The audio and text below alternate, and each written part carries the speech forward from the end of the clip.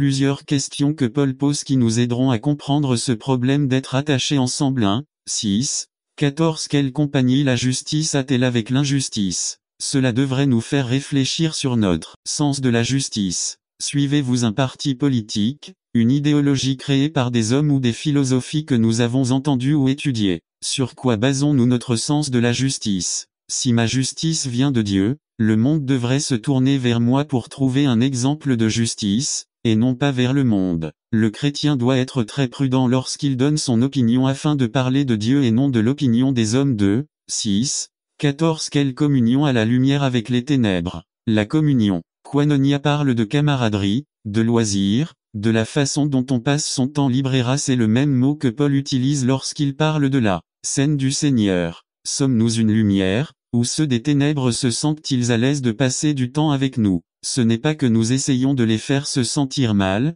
c'est que l'obscurité fuit la lumière. 3, 6, 15. Quelle concorde y a-t-il entre Christ et Bélial Satan? Le mot concordance parle de conformité et d'harmonie. Ce sont des choses très importantes pour une relation étroite comme un mariage ou une relation commerciale. Peut-il y avoir de l'harmonie dans une relation aussi étroite si l'un est chrétien et l'autre non? Si Satan cherche toujours à détruire le bien, quelle est la seule façon pour le monde d'être d'accord avec un chrétien? 4, 6, 15. Ou qu'est-ce qui sépare les fidèles des infidèles? Avec qui cherchez-vous à vous lier d'amitié avec quelqu'un avec qui tu as beaucoup de points communs? Quelle partie parle de nous comme faisant partie du royaume de Dieu? Ceux qui ne sont pas croyants font partie du royaume de Satan. Ce n'est pas quelque chose que j'invente, la Bible le dit. 5, 6, 16. Et que fait le temple de Dieu avec les idoles? Est-il permis de mettre des idoles d'autres dieux dans le temple de Dieu? Non, nous sommes le temple du Dieu vivant. Wow, soyons très prudents et très jaloux de ceux qui entrent dans ce temple-là. Travers ce que nous lisons, écoutons, voyons à la télévision ou regardons dans les magazines. Revenons à la question de savoir si Paul se contredisait, nous pouvons voir que ces versets parlent clairement de relations étroites et intimes et pas seulement de partenariat. N'attendez pas qu'il soit trop tard. Devenez membre de la chaîne Today et bénéficiez de réconfort et de soutien dans les moments difficiles. Cliquez sur le lien dans la description de la vidéo mardi 9 avril 2024 page 1. Pourtant, c'est quelque chose qui frappe fort. Beaucoup d'entre nous passent beaucoup plus de temps avec nos amis du travail qu'avec ceux de l'église. Est-ce que cela affecte notre comportement? Le plus grand danger est que ces relations avec celles du monde puissent affecter notre relation avec Dieu. Il est important que nous examinions chaque relation que nous entretenons avec des non-croyants et que nous nous demandions: cette relation me rapproche-t-elle de Dieu ou m'éloigne-t-elle de lui? Si nous sommes honnêtes, cela nous aidera à voir quelle relation nous devrions sortir de notre vie. Le verset 16 contient une belle promesse. J'habiterai et je marcherai en eux et je serai leur Dieu et ils seront mon peuple. Quand j'étais jeune et que j'ai entendu parler de ma séparation, la première chose que j'ai pensé était que je vais rater quelque chose. Aujourd'hui, je sais que Dieu a un plan merveilleux pour son peuple et que la seule chose que je n'aurai pas, c'est la douleur. Cela survient lorsque vous devez mettre fin à une relation après des années de disputes et de souffrances. Beaucoup de nos églises sont remplies de femmes qui pensaient pouvoir changer les choses. Exemple des amis et de membres de la famille qui souffrent de cela. Beaucoup souffrent parce qu'ils ont des collègues de travail qui veulent constamment orienter leurs affaires dans des directions qu'un chrétien ne devrait pas prendre. Nous sommes enfants du roi, nous ne devons pas compromettre notre sainteté et le temple de Dieu. N'attendez pas qu'il soit trop tard. Devenez membre de la chaîne Today et bénéficiez de réconfort et de soutien dans les moments difficiles. Cliquez sur le lien dans la description de la vidéo mardi 9 avril 2024 page 2. Comment obtenir l'expérience de la vraie liberté résumé. Comment accéder à l'expérience de la vraie liberté? Le programme de libération du Christ brise notre esclavage à la fois à la chair et au diable. Personne ne peut être à la fois esclave et libre. Personne ne peut servir deux maîtres en même temps. Par Fernando Ocampo. Comment faire l'expérience de la vraie liberté? Romains 6, 1 à 23. Introduction. Liberté. Nombreux sont ceux qui ont tout abandonné pour le chercher. De nombreuses personnes se sont battues et sont mortes pour le défendre, d'autres ont pris de nouvelles directions, affrontant tous les dangers pour le maintenir. Liberté. Nous voulons tous l'avoir. La Bible nous dit que nous avons été créés pour en profiter pleinement, et non pour nous contenter de moins. Cependant, à une époque dont nous n'avons aucune trace, à l'exception de ce que nous disent les Écritures, l'homme a perdu sa liberté. Il a échangé sa liberté contre l'esclavage. La liberté qu'il avait connue et expérimentée sous le règne de Dieu était réduite à un rêve entouré d'un terrible cauchemar. cette capacité dont Dieu nous a dotés pour satisfaire les désirs de notre cœur afin que nous lui soyons toujours agréables s'est déformée, et même si nous étions libres et rats, nous recherchions la liberté dans le mauvais sens. C'est ainsi que nous sommes devenus esclaves, soumis à des désirs qui nous éloignent de plus en plus de Dieu, qui nous a créés avec amour,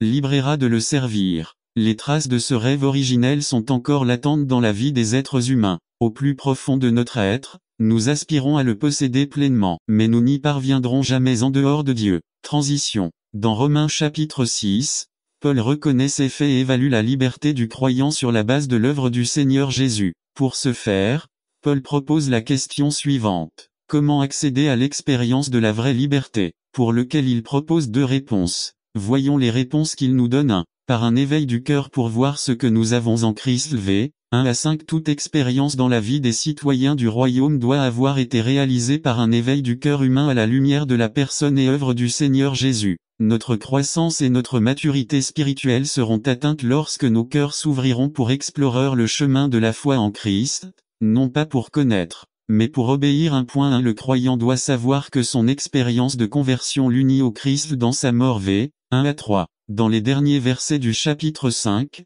Paul a adopté une approche controversée. Paul va de l'avant en disant à ceux qui pensent que nous pouvons pécher délibérément puisque la grâce de Dieu est plus grande que le péché que Dieu, dans notre expérience de conversion à Christ, n'a pas seulement placé nos péchés sur lui, mais aussi nous-mêmes. N'attendez pas qu'il soit trop tard. Devenez membre de la chaîne Today et bénéficiez de réconfort et de soutien dans les moments difficiles. Cliquez sur le lien dans la description de la vidéo mardi 9 avril 2024 page 1. En d'autres termes, quelqu'un qui prétend être chrétien doit avoir vécu une profonde union spirituelle avec le Seigneur Jésus. Or, nous ne parlons pas d'une fusion, comme l'enseignent certaines sectes, mais plutôt d'une union où notre personnalité et notre nature humaine sont maintenues isolées de la personnalité et de la nature divine. Autrement dit, nous ne devenons pas des dieux, ni pour être comme Dieu, mais pour être de Dieu. C'est pourquoi celui qui est mort avec Christ est mort au péché et ne peut plus vivre comme s'il était encore son esclave. Réfléchissons un instant, que signifie mourir au péché.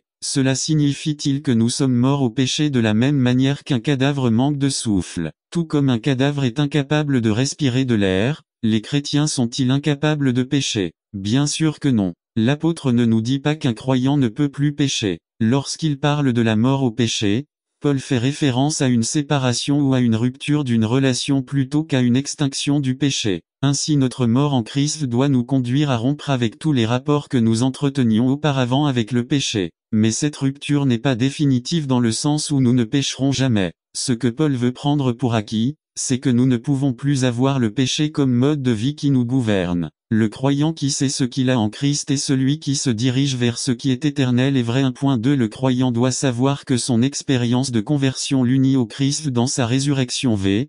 4 à 5. Dans l'expérience de conversion, il y a une incorporation du croyant dans la nouvelle vie de sorte que, tout comme le Christ, le chrétien a atteint une victoire sur le péché en même temps qu'il est associé au Christ par la foi. C'est pourquoi la proclamation du verset 5 est forte et certaine. Si nous étions unis à lui dans sa mort, certainement nous serons aussi unis à lui dans sa résurrection. LSG La résurrection du Christ, opérée par le Saint-Esprit, est étendue à ses disciples. C'est pourquoi au chapitre 8 verset 11 nous lisons « Et si l'Esprit de celui qui a ressuscité Jésus d'entre les morts habite en vous, celui-là même qui a ressuscité Christ d'entre les morts redonnera aussi la vie à vos corps mortels par son Esprit, qui vit en vous. » La Bible nous parle d'un jour qui est décrit par les prophètes de l'Ancien Testament comme le jour redoutable du Seigneur, au cours duquel les cieux et la terre et tout ce qu'ils contiennent seront déplacés. Daniel nous dit « Et de la poussière de la terre surgiront des multitudes de ceux qui dorment, les uns pour vivre éternellement, mais les autres pour demeurer dans une honte et une confusion perpétuelle. » Dan 12 de Nive.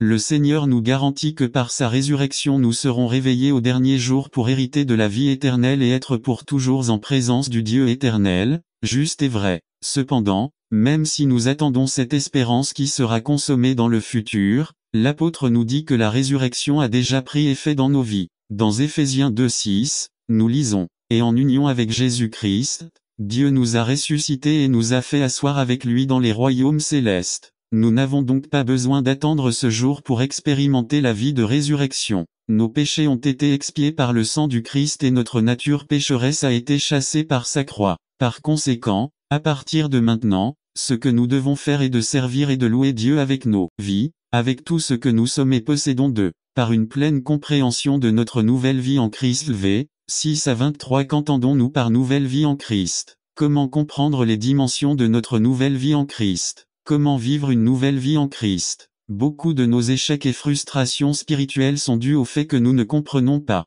N'attendez pas qu'il soit trop tard. Devenez membre de la chaîne Today et bénéficiez de réconfort et de soutien dans les moments difficiles. Cliquez sur le lien dans la description de la vidéo. Mardi 9 avril 2024, page 2 claire sur ce que signifie notre nouvelle vie en Christ. 2.1 La nouvelle vie en Christ signifie que nous devons adopter une attitude définie et définitive envers nous. Même v. 11 L'apôtre propose que nous considérions deux vérités concernant nous-mêmes, l'un est positif et l'autre négatif. Le négatif nous dit que nous devons nous considérer comme morts au péché, tandis que le positif nous dit que nous devons nous considérer vivants pour Dieu. L'expérience de la vraie liberté survient lorsque nous prenons conscience que nous ne vivons plus pour nous-mêmes, mais que nous vivons pour que Dieu et Dieu accomplissent sa volonté. Cela implique que nous devons constamment analyser notre vie sous tous ses aspects sentimental, relationnel, intellectuel, moral, spirituel, sexuel, bref, à moins de prendre de manière définitive le fait que nous sommes morts. Tout l'effort pour se considérer comme mort ne fera qu'intensifier la lutte contre la vieille nature.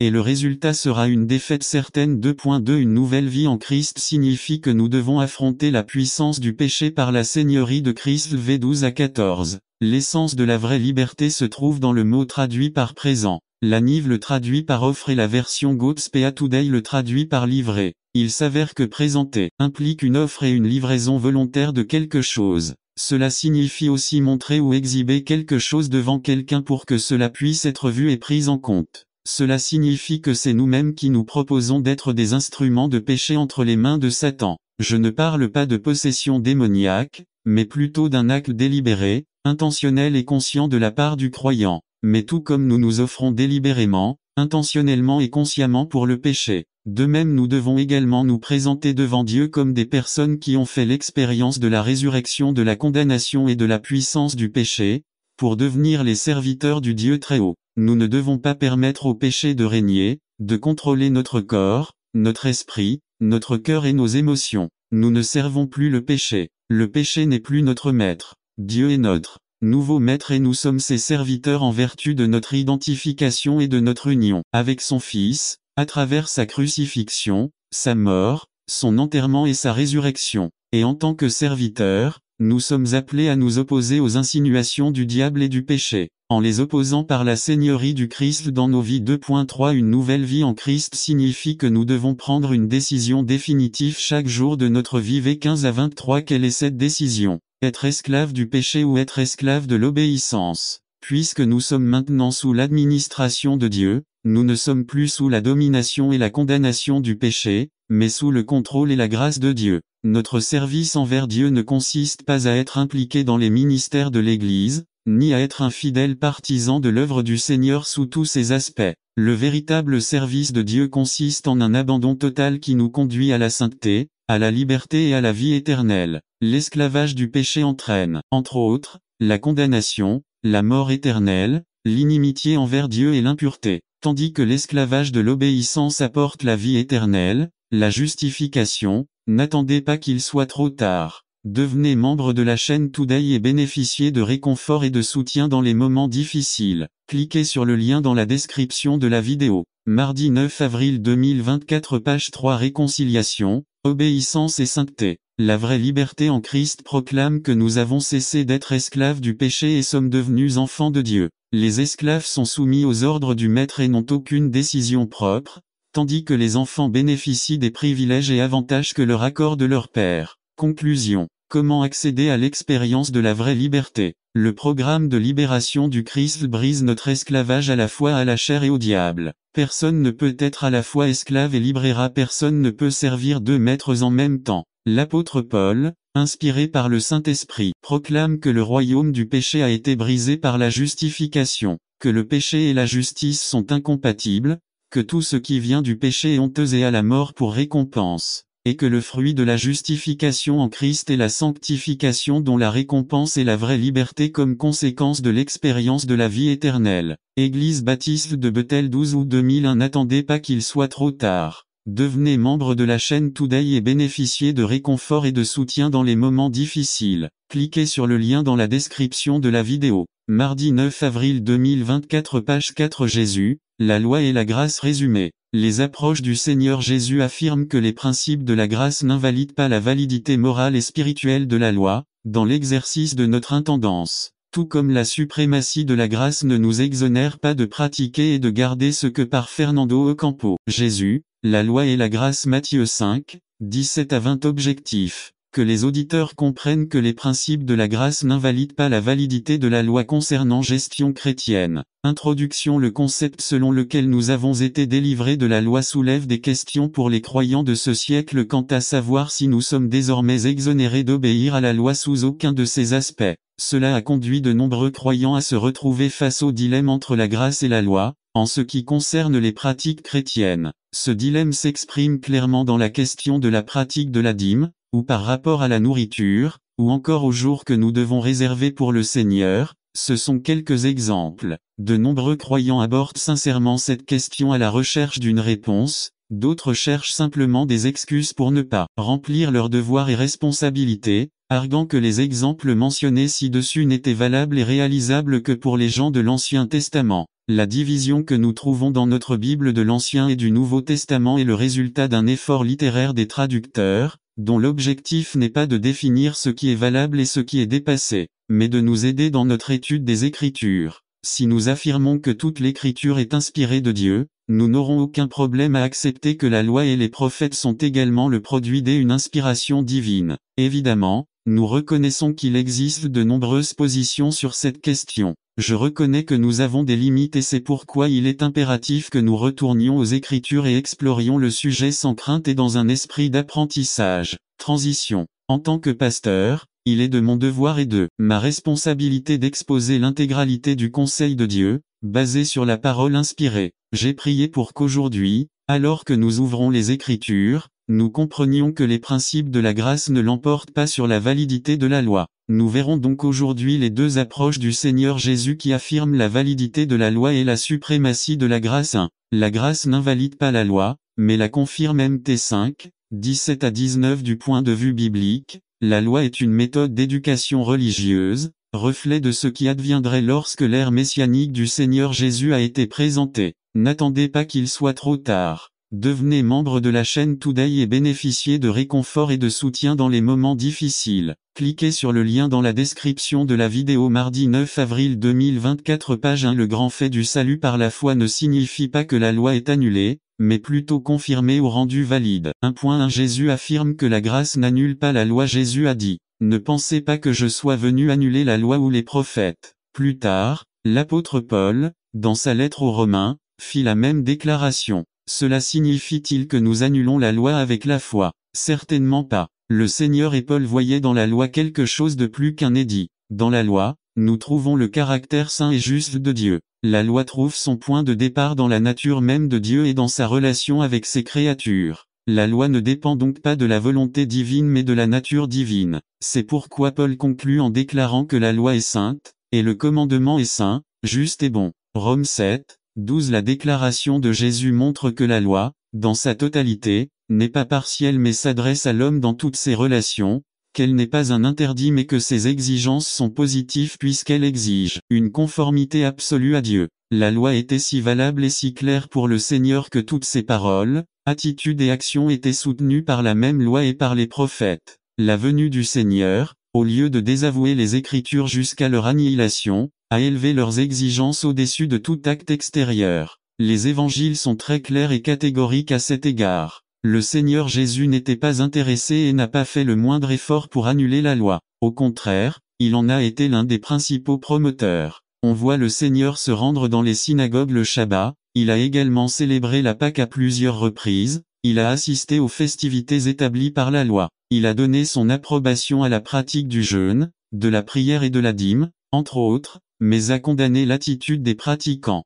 Et jusqu'au moment de sa mort et même après sa résurrection, il n'a cessé de souligner la validité de la loi et des prophètes. 1.2 Jésus affirme la permanence de la loi sous la grâce. Jésus a dit, « Tant que le ciel et la terre existeront, pas une lettre ni un titre de la loi ne disparaîtront jusqu'à ce que tout soit accompli. » Que voulait dire le Seigneur? Cela signifie-t-il que nous sommes toujours soumis à l'observance de la loi même si nous avons été justifiés par la grâce? Que restera-t-il jusqu'à ce que tout soit accompli? Le Christ n'a-t-il pas accompli la loi pour nous? Ce ne sont pas des questions auxquelles il est facile de répondre. Le mot loi contient deux significations, l'une didactique et l'autre judiciaire. Dans un sens didactique, la loi est un guide, un manuel d'instruction pour le peuple de Dieu. Au sens judiciaire, lorsque les instructions de la loi ne sont pas suivies, alors le transgresseur est puni. Nous devons également clarifier les deux aspects qui sont couverts par la loi, à savoir le moral et le cérémonial.